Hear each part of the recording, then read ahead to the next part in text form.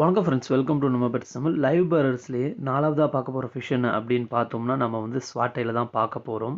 ஸ்வாட்டைல் பார்த்தோம் அப்படின்னா கிட்டத்தட்ட பிளாட்டி மாதிரியே தான் இருக்கும். ஆனால் ரெண்டுத்துக்கும் என்ன வித்தியாசம் அப்படின்னு பார்த்தோம்னா பிளாட்டி வந்து ஷார்ட் பாடியாக இருக்கும், ஸ்வாட்டைல் பார்த்தீங்கன்னா லாங் பாடியாக இருக்கும். இன்னொன்று என்ன அப்படின்னு பார்த்தீங்கன்னா ஸ்வாட்டைலுக்கு வந்து வால் மாரி ஒரு வால் இருக்கிறதுனால அதுக்கு ஸ்வாட்டைல்னு பேர். ஸ்வாட்டைல் பார்த்தோம்னா ஃபாஸ்ட்டாக மூவிங் ஆகிற ஃபிஷ், அதுவும் இல்லாமல் நல்லா குதிக்கக்கூடிய ஃபிஷ். அதனால முடிஞ்ச வரைக்கும் மேலே ஒரு மெஷ் போட்டோம் அப்படின்னா நம்ம ஸ்வாட்டைல நம்ம பாதுகாக்கலாம். ஸ்வாட்டைல் ஒரு ஹார்டியான ஃபிஷ் தான். இருந்தாலும் சில பிரீட்ஸ் எல்லாம் பார்த்தீங்கன்னா கொஞ்சம் டஃப்பு, சீக்கிரமே போயிடும். அதனால் கொஞ்சம் கேர் எடுத்துக்க வேண்டியதாக இருக்கும். ஸ்வாட்டைல் ஜென்டர் பார்த்தோம் அப்படின்னா மேலுக்கு வந்து வால் இருக்கும், இதே ஃபீமேலுக்கு பார்த்தோம்னா வால் இருக்காது. ப்ரீடிங்கை பொறுத்த மட்டும் மற்ற லைவ் பேரர்ஸ் மாரியே தான் ஒரு மேலுக்கு 3 ஃபீமேல் அப்படின்னு விட்டோம்னா கரெக்டாக இருக்கும்.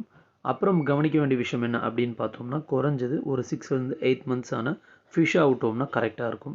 இது பார்த்தீங்கன்னா ஒரு ப்ரெக்னென்ட்டான ஸ்வாட்டைல் ஃபீமேலு. இதை பார்த்தீங்கன்னா நான் ப்ரீடிங் பாக்ஸில் விட்டுருக்கேன். ஸ்வாடு பார்த்தோம்னா மந்த்லி குட்டி போடும். குறைஞ்சது 20லேருந்து 200 குட்டி வரைக்கும் போடும். இதுக்கு வந்து ஃப்ரைஸுக்கெலாம் நம்ம ஃபஸ்ட்டு ஃபுட்டாக க்ரஷ்டு பில்லட்ஸே கொடுக்கலாம்.